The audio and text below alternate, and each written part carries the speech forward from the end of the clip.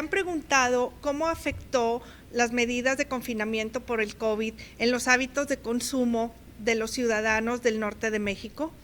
¿Se han preguntado acaso si las estrategias de marketing tuvieron que cambiar para adaptarse a los nuevos estilos de vida? Yo soy Alicia de la Peña, soy maestra investigadora en la Facultad de Mercadotecnia en la Unidad Saltillo y junto con mis colegas del cuerpo académico Administración de la Mercadotecnia diseñamos desde marzo del 2020 un estudio llamado Hábitos de consumo en la nueva normalidad para dar respuesta a estas y otras interrogantes. Nosotros hicimos una serie de estudios, tanto cualitativos como cuantitativos, apoyándonos en herramientas digitales como SurveyMonkey, QuestionPro, Padlet, e incluso hicimos un análisis de contenido en redes sociales para poder comprender mejor cómo estaban comportándose los consumidores en esta etapa de confinamiento. Primero que nada, nos dimos a la tarea de observar qué estaba pasando en el mercado. Observamos una serie de comportamientos quizás un tanto irregulares e incluso irracionales, pues vimos que mucha gente comenzó a acumular una serie de productos de higiene y de alimentos previendo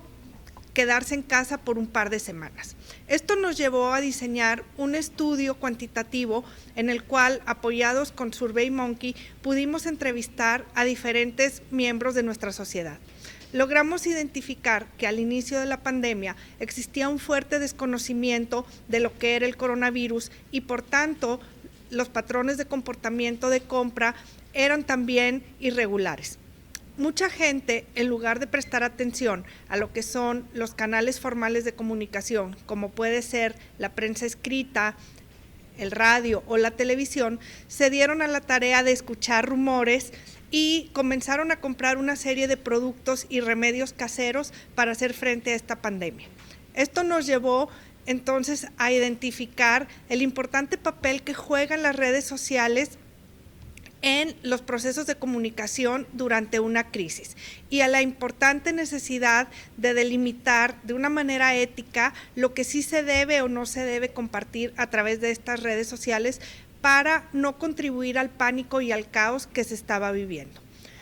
Después de que descubrimos este primer comportamiento irregular de acumulamiento de muchos productos de higiene, donde vimos segmentos de mercado muy distintos, como por ejemplo los muy temerosos que desinfectaban prácticamente toda su casa y todo lo que compraban antes de hacerlo entrar a sus alacenas, como también encontramos un segmento de personas un tanto irresponsables e incrédulas y escépticas de la pandemia que querían continuar asistiendo a cines, centros comerciales, etcétera. Descubrimos que había también una fuerte necesidad de los jóvenes de continuar con una normalidad. A través de una encuesta que diseñamos expresamente para la generación Z, es decir, aquellos jóvenes que nacieron después de 1997, encontramos que para cubrir un poco su necesidad de contacto social, se abocaron a contratar servicios de streaming, por ejemplo en Spotify o en Amazon Music, etcétera, y también en YouTube, no solo para escuchar música, sino también para descargar podcasts y tutoriales que les permitieran mantenerse actualizados y continuar con su desarrollo personal y profesional. Algo muy interesante para nosotros mercadotecnistas es el hecho de que estos jóvenes, a pesar de no tener un ingreso propio por no estar trabajando durante la pandemia, sacrificaban sus ingresos para pagar servicios de streaming y evitar recibir interrupciones con cortes comerciales durante los servicios que estaban contratando. Y esto nos llevó a pensar de qué manera las empresas tienen que adaptar sus estrategias de marketing con nuevas dinámicas que no sean los típicos comerciales que interrumpen un programa para poder continuar posicionando las marcas. Nos dimos cuenta que entonces estrategias como el product placement o el issue placement cobraron mucha relevancia en la transmisión de podcast y videos tutoriales.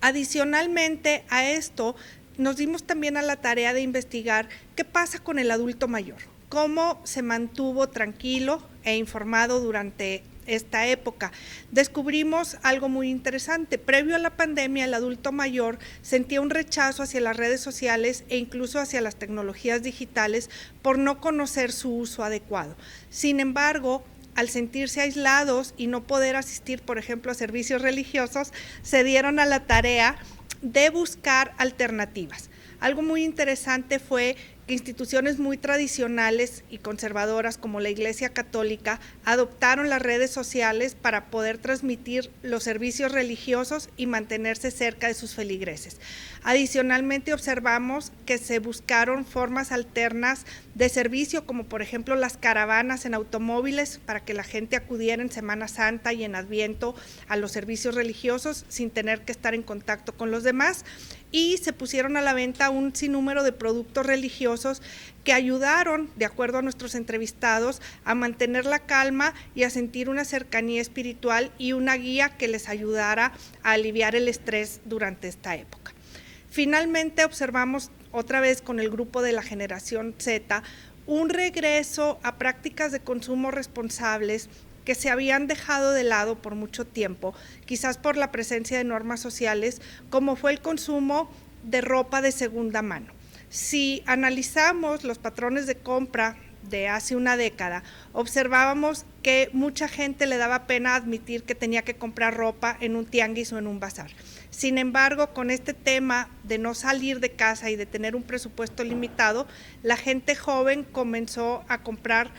y a rediseñar ropa de segunda mano como un abanderamiento de sus valores y de sus propuestas hacia una conciencia social y un mayor cuidado del medio ambiente. Este tema podríamos durar muchísimo tiempo hablando de él. Sentimos que tiene una gran relevancia porque por un lado nos da insights importantes para el diseño de nuevas estrategias de marketing. Se lograron identificar nuevos segmentos de consumidores. Sin embargo, una vez que regresamos a las calles, a el contacto presencial, tanto en los comercios como en las instituciones educativas y en los centros de trabajo,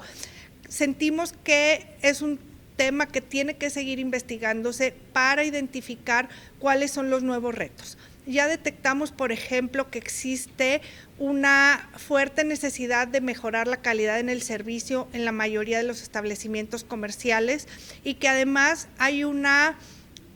poca oferta de algunos productos derivados precisamente de el entorno macroeconómico y de la escasez de algunos productos a nivel mundial, por lo que tenemos que ser muy innovadores con las estrategias de marketing para dar atención a las necesidades de un segmento de consumidores que está ávido de salir al mercado y de retomar su normalidad. Muchísimas gracias.